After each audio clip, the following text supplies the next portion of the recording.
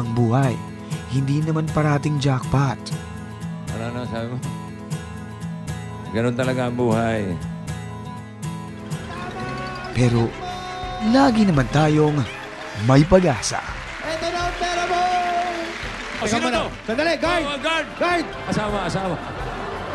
Ang magandang kwento mo. O, tapos? Bago po kami matulog, Tuwang-tuwa ako habang nagkukwento kasi ang babait pala nila Busing Vic. Kasi akala ko nga, sabi ko parang ang suplado naman. Tapos yung nakikinig sila, interesado naman sila lahat dun. Hanggang matapos yung show, nandun kami nagkukwentuhan. Ang saya-saya. Lahat sila mababait eh. Dabarkads, ang magkasama araw-araw tayo sa tanghalian.